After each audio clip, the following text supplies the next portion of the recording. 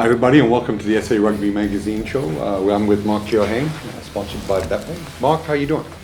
Great, Kev. Always good in rugby weeks, and it's going to be a wonderful week. We've got North against South. It's really starting to rev up for the last two weeks of the season for us internationally. Boks against Scotland, with the All Blacks against Ireland, and we've got the Wallabies against England. It's like a mini World Cup week. Yeah, you could end up with all Northern Hemisphere teams beating Southern Hemisphere teams. Without a doubt, and a lot of people are saying that, the fatigue factor. They're into their second week of international rugby. The Boks especially have been internally on the road and on the road for so long. The All Blacks will have been on the road for 13 weeks. This will be their 9th game away from home in about 11 weeks. Yeah. Ireland reckon if you're going to take them, this is the chance to take them. And Eddie's obviously been very bullish about what he's going to do to his old Australia. So you could. Well, he's not really on a limb there, is he? No, not at all. Everybody except for the Boks are beating Australia. Exactly, and it's like one of the great ironies, and that's the one thing that does concern me about Saturday with South Africa, because you've got that Australian link there again, and it's in who's refereeing it. Angus Gardener, the Australian referee. Shocking referee. Back then in 2018, Rassie Erasmus did a Nick Berry on Angus Gardener, and I was privy to what was sent to Angus Gardener. He queried something like 30 decisions, interpretations, and got an acknowledgement from World Rugby that he had good reason to be upset and offended. I think Angus Gardener got a little bit of a rap on the knuckles behind the scenes, and certainly didn't forget it, because when the Boks played England at Twickenham, Angus Gardener was the referee who felt there was nothing wrong with Owen Farrell's tackle. The one where I almost took Andre Estradzen's head off in the last minute of the game. Yeah. Penalty there, we kick the points, we win the test, and a week later Gardner came out and said, in hindsight, he got it wrong. He should have gone to that. I'm sick of all these referees coming out in hindsight. I mean, you look at, as a Welshman, it was an interesting game. It wasn't spectacular by any stretch. But the try that was disallowed, I was shocked at as a Welshman. It was, I thought that I couldn't believe it. You know, I'm just wondering what the game's coming to when we have such ridiculous interpretations. Well, when you get it's the referee calls it as he sees it in the heat of play. Yeah. Then the TMO steps in and says no, there was absolutely no intention of South Africa's players to get back. You can see that there was an intention to get back. Lukhanyo Amy's pulling them back. The referee should have said, technically, they've done everything they can in that split second to get back, and the try stands. He awards a penalty to Wales that could significantly have changed the outcome. You looked at Maurice Jonker getting involved again as a TMO in the Scotland-Australian game for something that technically, yes, you could say it's a hand that's gone into someone's head. But then you look at Siya Kolisi's running over the Welsh scrum off. Technically, you should have sent the Welsh scrum off. He was jumping in the air, no arms, and he attacked Kolisi around the neck. We laugh at it because Kolisi's steamrolled him. But had he not, so that's where the interpretation just makes no sense in terms of the feel of the game, in terms of how these referees are applying the letter of the law. And Is there a conspiracy? I just think there's an absolute protection of this referee society and of incompetence. And I've said it often this year, this outrageous belief that the referee is untouchable and that the amateur ethos now have to play through, and it swings in roundabouts. Nick Berry the same.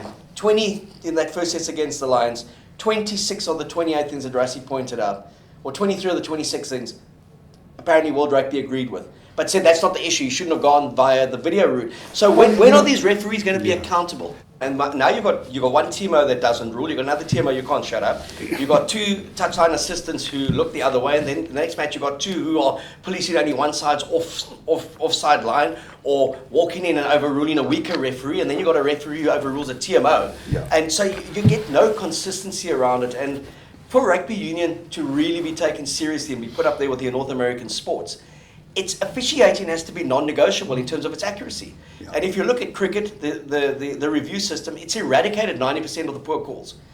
And rugby, we're still not getting those poor calls eradicated. We're talking about it after the game. And it's the only sport where the adjudicators actually interact with the players and tell them what not to do, or what to do to avoid certain things. You know, which is. And if you just had, you know, you've got one referee says they coach to get flow to the game. Just apply the law. Referee the law. So if you look at a basic thing where if you're one of the great exponents of slowing down my ball because we need to play with quick phase ball, and the referee says 6, 6, 6, 6, you've done your job. I can't play with that ball. He shouldn't say anything. He should just penalise you straight up. Yeah, absolutely. And he does that 2 times in the first 5 minutes. You're not going to do it. You're going to kind of know what the parameters are. Then it comes to one referee allows 5 things to go before he warns a team. Another one allows 1 thing to go before he gives the yellow card. There is such inconsistency.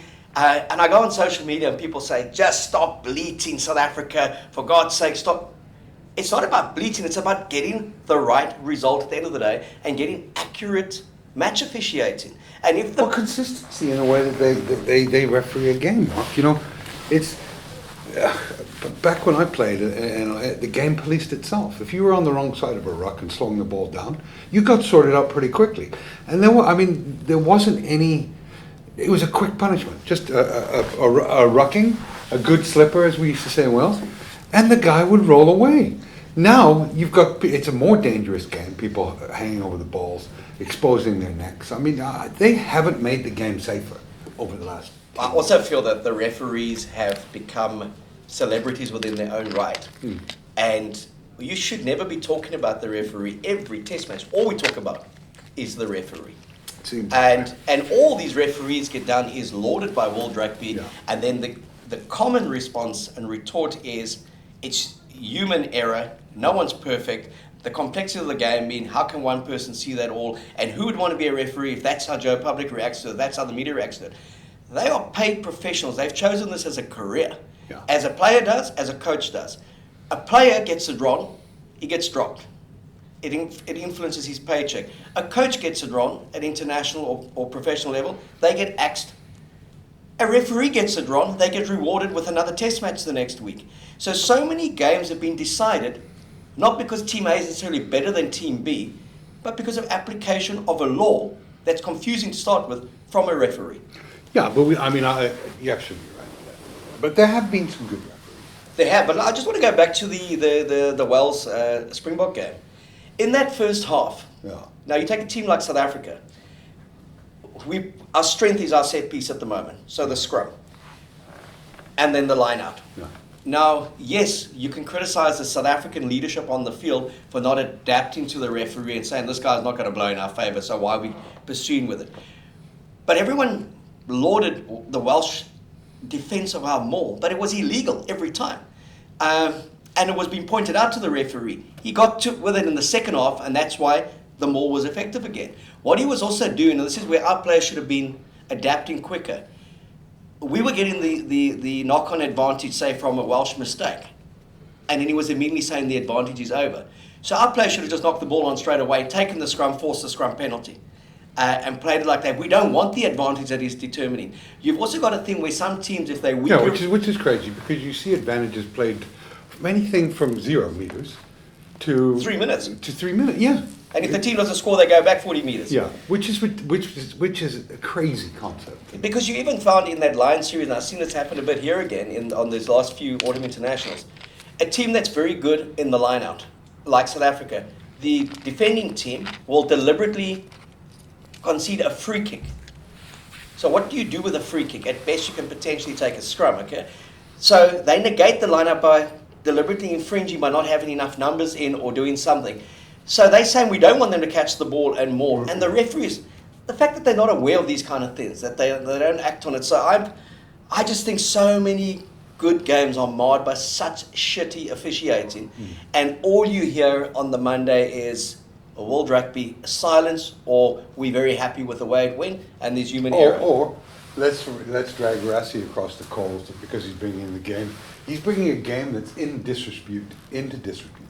Without a doubt. And I mean, I saw Nick Berry, who's doing the Scotland-Tonga game, in the weekend that Rassie Erasmus was going through a 2-day hearing about who blew the whistle, as opposed to the guy got 23 out of 26 wrong. Yeah. His reward was to go and get another international game. Sounds like some of my math exams.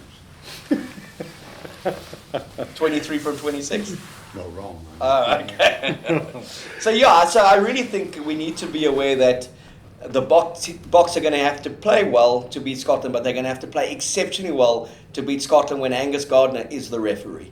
I agree, Mark, and good luck to them playing 16 men this week. They're going to be up against 16. I mean, Eddie Jones said it when England played against Wales and O'Keefe was in charge. And England won the game. And they won it quite convincingly, ended it with 13 players. But he said, when I saw the referee, I knew we were playing 16, and I said that to the team. Now, O'Keefe got the line series here. So there's no consequence to what they say. And you read all these ex-referees, they're all just protecting each other.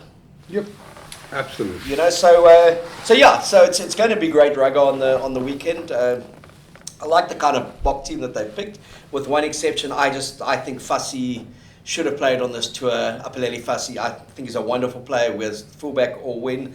I know Jesse Krull, I think it's his 50th, so I think they've rewarded him and Franco Mostert for longevity and let them start their 50th. But what a powerful bench. I mean, you look at that bench, Kev. Jeez. Mark, Skitzoff, Koch, De Jager, Visser, Rannicke, Pollard, Stain. Wow, what a bench. What a bench, eh? 24th minute they're on. No. and I'm glad that, Alton Yankees is getting a start. Herschel Yankees is getting another start. But Herschel Yankees, I just fear, when I watched him play against Wales, he's a dry weather specialist. He's a guy who wants to play the game with pace, as the Stormers do. People underestimate how simple that Boks game plan is, but how good you have to be to play it. That box kicking game that Faf de Klerk does. Herschel is ill-equipped to play that kind of game, especially in difficult conditions. Kobus Reinach is an improvement on that in the way he plays it, but he's also no Faf when it comes to that box kicking game. So we may see a bit of a different approach from the Boks with those two at halfback, but I really like the makeup of the 23, the one exception being I really would have liked to have seen Fassi in there. Yeah, who are you picking to win? Well, I'm picking South Africa to win because I think they're a better side, and I felt the first 40 they struggled against Wales interpretations, but also they hadn't played for 2-3 weeks, so they got that rust out of their way. And I think it's going to be a hell of a good test match. I don't think it'll be a big score. There'll probably be 6-7 points in it. But this is also a Boks team that doesn't necessarily put teams away, but no one puts them away. And I think Scotland will feel they're in it on 70 minutes, 72 minutes, but I think the power of that Boks bench, and we saw that with the Welsh game, that bench reminds me of that New Zealand 2011 to 2015 side. When you think that's the kind of cavalry that George Custer didn't have at Little. Exactly, and but New Zealand had it in their backs. So a Bowden Barrett and a Sonny Ball Williams were coming off the bench for the last 40. We've really got it in our forwards, and then we've got a guy like Francis Steyn at 34 coming on, providing that hunger.